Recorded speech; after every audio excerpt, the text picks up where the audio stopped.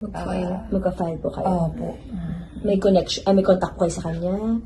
Meron po akong contact sa kanya, pero hindi ko lang po alam kung makukontak ko pa po siya ngayon dahil baka napanood niya na po yung Any message sa kanya, ma'am, ngayon? Kasi just in case mabibreak to sa news. Gusto ko pang sabihin. ang message ko lang po sa kanya, madali lang naman magpatawad eh.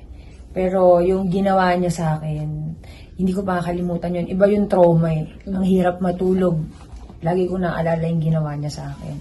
So, gusto ko lang, Jam, harapin mo yung ginawa mo sa akin. Yun lang.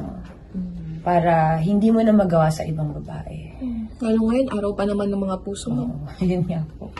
Hindi ito yung na-expect mong Celebration. celebration yun ng Kasi Valentine's po, Day. dapat po nasa Bicol kami ngayon eh. May work po ako ngayon, tas bukas po kami magsi-celebrate ng Valentine's sana. Pero hindi na mangyayari. Hindi na po mangyayari kahit kailan. Ma'am, sorry to ask, fiancé niyo po siya at may plano na kayong magpakasal. Opo. Ano pong tumatakbo sa isip ninyo ngayon?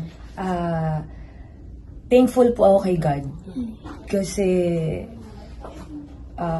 nakita ko agad yung ugali ni Jam.